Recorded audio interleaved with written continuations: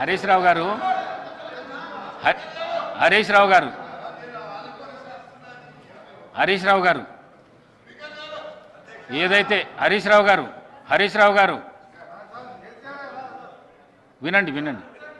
ఏదైతే సుప్రీంకోర్టు ఇచ్చిన వర్గీకరణ మీద ఎవరైతే మాట్లాడతారో మీరు డిసైడ్ చేసి చెప్తే దాని విషయం తప్ప వేరే విషయం మాట్లాడితే మైక్ కట్ చేస్తా. అదైతే చెప్పేస్తున్నాను నేను. ముందు మాట్లాడండి. హరీష్ రావు గారు ఎవరు మాట్లాడతారో సూచించండి, మాట్లాడండి. Speaker sir, first of all ఒక శాసనసభ పక్షం తరఫున ఎవరు మాట్లాడాలనేది ఈ సభలో ఉన్న సాంప్రదాయం ప్రకారంగా సభలో మమ్మల్ని అడుగుతారు, మా పార్టీ తరఫున ఎవరు మాట్లాడతారని అడిగి మేము ఎవరికి అడిగితే వారికి మైక్ ఇచ్చే సాంప్రదాయం ఉంది. కానీ మీరు సభా సాంప్రదాయాలకు తిలోదక. హరీష్ రావు గారు, ఈ సభలో ప్రతి సభ్యుడికి మాట్లాడే అవకాశం ఉన్నది. మీరు చేరుకు నేర్పించవలసిన అవసరం లేదు. మీకు అవకాశం ఇచ్చినా మీరు మాట్లాడండి. నాకు చేరుకు నేర్పించవలసిన అవసరం లేదు. ఈ శాసనసభలో ఏ సభ్యుడికైనా మాట్లాడే హక్కు ఉంది. మీరు సీనియర్ శాసనసభ్యులు నాకు నేర్పించవలసిన అవసరం లేదు, చేరుకు నేర్పించవలసిన అవసరం లేదు. మీరు మాట్లాడండి. There is a procedure in this house. There are some rules in this house.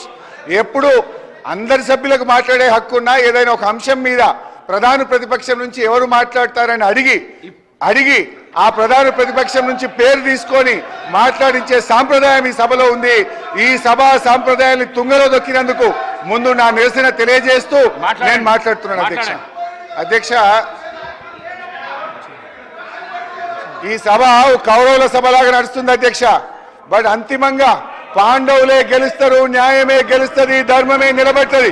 మీరేదో ఇలా మందబలం ఉందనో అధికారం ఉందనో అహంకారంతో చేస్తున్నారు. ప్రజలు అన్ని విషయాలు గమనిస్తున్నారు. తప్పకుండా మీకు తగిన గుణపాఠం చెప్పే రోజు ఉంటుంది, జాగ్రత్త. అధ్యక్ష, ఈరోజు 2 అంశాలు అధ్యక్ష.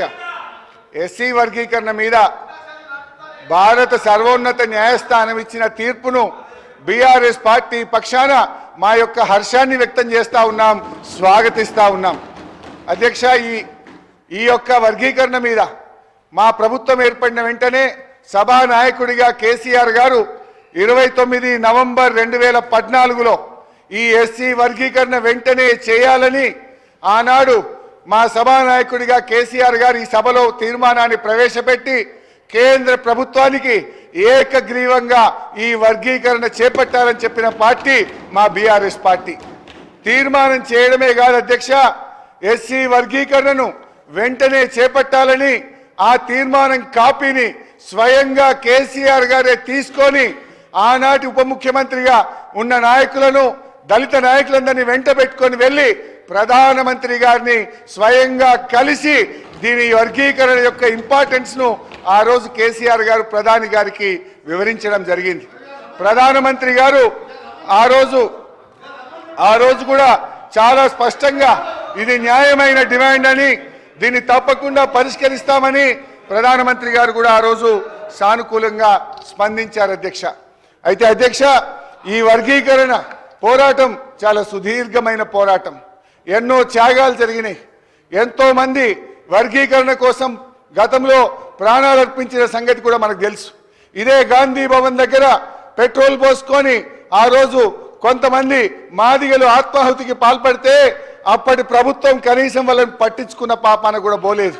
కానీ ఆ మాదిగలకు కేసీఆర్ గారు మా ప్రభుత్వం వచ్చిన వెంటనే వారందరికీ ఎక్స్గ్రేషియా ఇచ్చి ఆ కుటుంబాలను ఆదుకున్న పార్టీ బీఆర్ఎస్ పార్టీ, మా నాయకుడు కేసీఆర్ గారు అధ్యక్ష.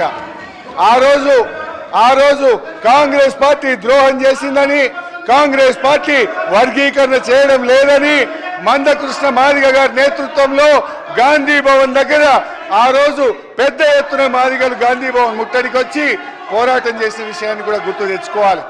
ఆ రోజు అమరులైన కుటుంబాలను కేసీఆర్ గారి ప్రభుత్వం ఆ కుటుంబాలను ఆదుకున్నది తప్ప గతంలో ఉన్న కాంగ్రెస్ ప్రభుత్వం ఆ పాపం అమరులైనటువంటి మాదిగ నేతలను పట్టించుకోకుండా వారికి అన్యాయం చేసినటువంటి పార్టీ కాంగ్రెస్ పార్టీ.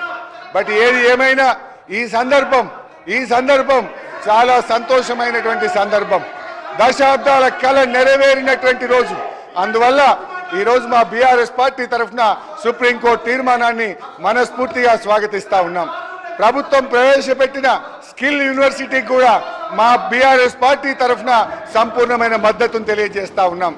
అయితే అధ్యక్ష, నిన్న గాని ఈ రోజు గాని సభ జరిగిన తీరు మా హృదయాలను ఎంతో గాయపరిచింది. మా మహిళల్ని